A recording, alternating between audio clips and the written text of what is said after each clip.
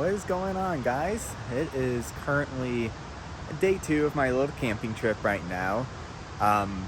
It's waking up beautifully. Like there's not a cloud in the sky. See plenty of sunshine. I slept really well, but that's also because I was super exhausted yesterday. So what we're going to be doing is today is just a free-for-all day. What I'm thinking about doing though is there's some trails, if you guys can see. So this little path right here leads to a trail, and this leads to a bridge just right over here, and that you can see a better vantage point of the waterfall. And there's also another one all the way at the very entrance. So we're gonna take this, kind of do some hiking around here in the campground, and then afterwards we're gonna go around the park and just go do some hiking. But until then, I'm gonna get breakfast set up, and then we're gonna start our day. All right, guys, so I have my whole arsenal of stuff here. So I have a little, like, this is something my mom gave me, little coffee filters, and then you have like little mugs. I can't get them out, but yeah, all these little green things inside here. These are 2 little cups, and this whole thing can be heated up. So I'm gonna make coffee in this. I'm gonna make pancakes this morning, and then I'm gonna make a couple of sausages, and then I'm gonna use some of these foil pans to make like some eggs, and probably just use bacon in the same one, basically. Got paper plates. I got 1 dozen eggs. I'm not gonna eat 1 dozen eggs this morning. This is for my whole trip. I may not even eat them all. I got bacon right here, sausage. Yes, this is pre-cooked bacon. Lately I've been having a lot of stomach problems with raw bacon and cooking it. I think it's just grease related stuff. Coffee mix, spatula. This is actually my pancake mix. It's actually Kodiak cakes. So got that, and then I got water for that specifically, kind of like measured out for it. This is my creamer for my coffee, cooking spray, and then some salt and pepper and some other stuff.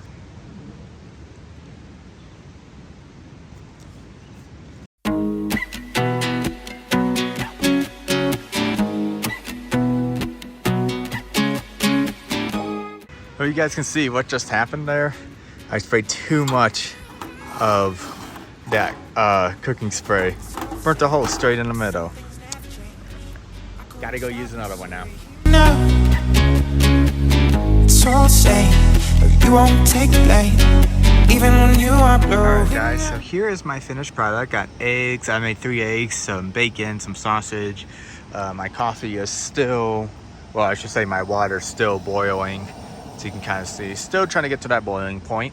But I'm gonna go ahead and start eating, and then I'm gonna wait for this to cook, and then I'll have some coffee this morning, and then I'm gonna put all this away, and then we're gonna get started with our day.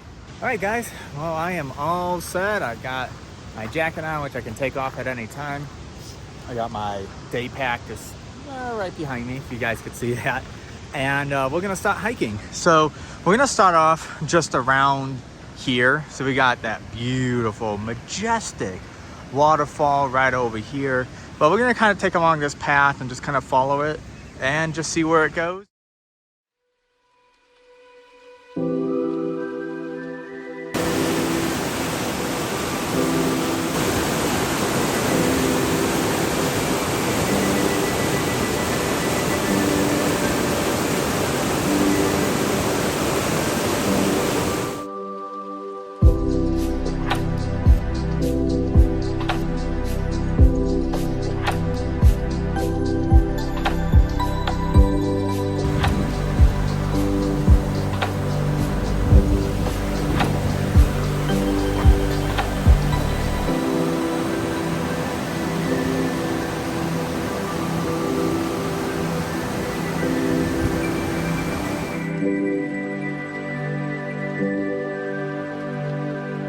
Well, a very interesting thing that I just found out, it's not so much this hydroelectric power plant that powers part of Estes Park. It's so much that when you actually cross over the bridge right by my campground with that beautiful waterfall and everything is, I mean, you can probably still hear it in the background, is that you actually leave the park. I thought all of this right here that we see, this is the path I'm still going on. I thought all of this was part of the National Park Service, but they actually don't own this land. So it's very interesting. So I literally can walk in and out of the park as many times as I want, not even that far from my campsite. So, but that's just something pretty interesting if you decided to come camp out here at Aspen Glen Campground. All right, guys, so I just finished with that hike, and I'm in my car, and we're gonna go drive around. I'm gonna go see if I can find another hiking spot. I'm gonna try and see if I can stop and get that bridge waterfall. It's just part of the same waterfall, but it's like right when you kind of slowly go down the road to enter into this campground. So we're gonna go ahead and go look at that really quickly, and then we're gonna go find our next hiking point.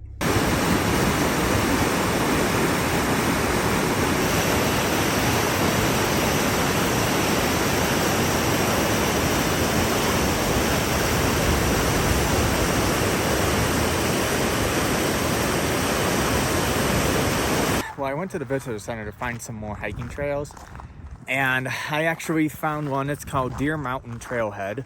So it's actually a little bit all the way up here, and so I'm actually walking to it right now. But first, before we get to that trail, we still have to just stop and admire the beauty. Sorry, there's some trees in the way, but yeah, there you go.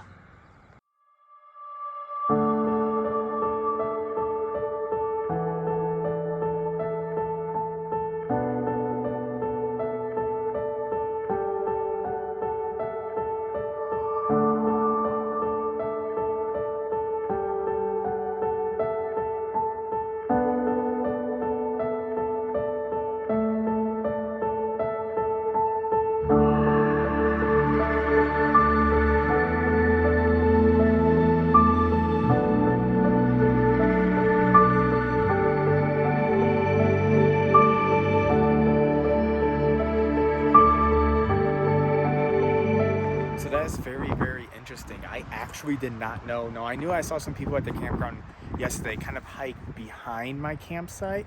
I didn't realize that actually came up to Deer Mountain. So you can kind of see right there. Obviously, I just did some B-roll, but Aspen Glen, which is where I'm staying at, is only about 2 miles away.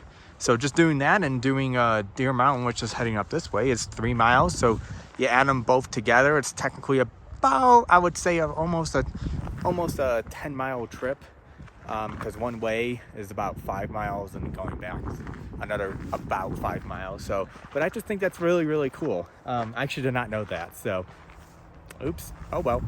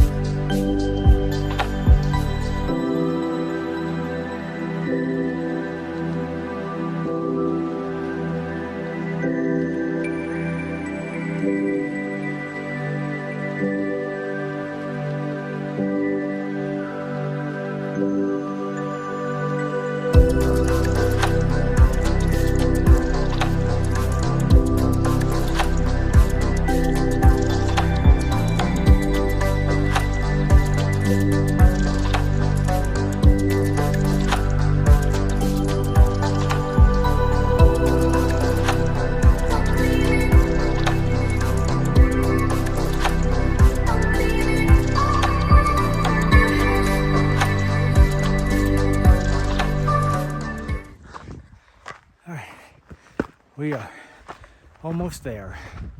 Almost there. All right, guys. I finally made it. And I can see a whole lot over here.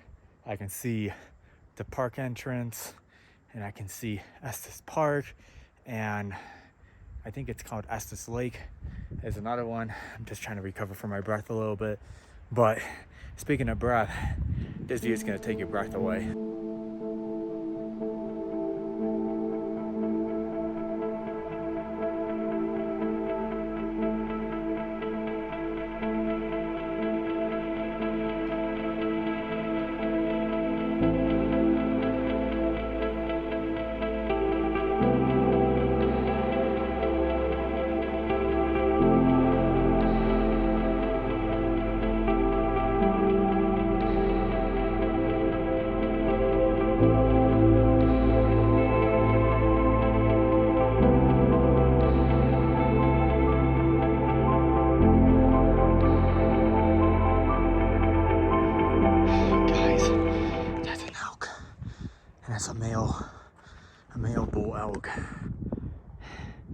there he is right there.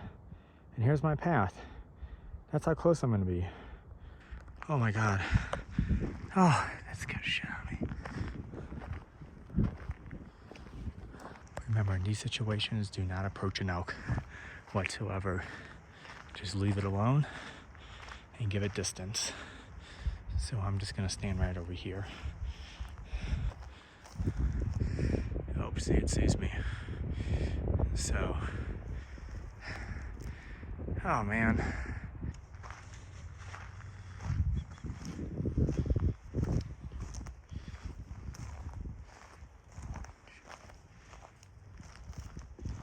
Okay, it's staring right at me.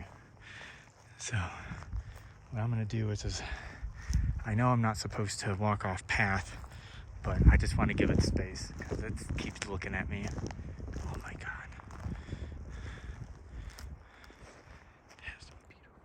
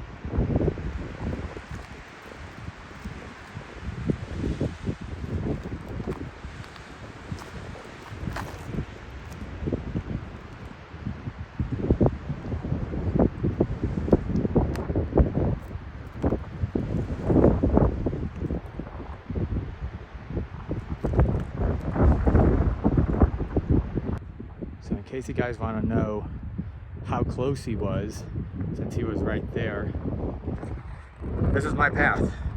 This is my path, and he was like right there. So I had to like move around this way. Oh my God, that was so cool, but a little terrifying at the same time. All right, guys, so a little PSA, because I had that really close elk encounter. So I just want to say is that, you know, I ran into him. I didn't purposely run into that bull elk. So one thing is, especially since I'm in a national park, any national park, according to the National Park Service, is that you have to be at least 50 feet, or I should say not 50 feet, 50 yards away, which is equal to 150 feet away from an elk. If for whatever reason you get approached by an elk like I did, you have to give it space, which is exactly what I did, and make sure you keep your eyes on it, because if you turn your back and stuff, you first off not going to be able to see what it's going to do, and it could charge you. So just a little safety tip right there. If you do plan on hiking, like always, should hike in groups, especially in national parks that have a lot of wild animals like bears and elk, and you know, wolves, or even like in Yellowstone, bison. So just make sure you guys keep that little PSA. If you guys are going to be traveling out here and you guys run into elk, make sure you give it space.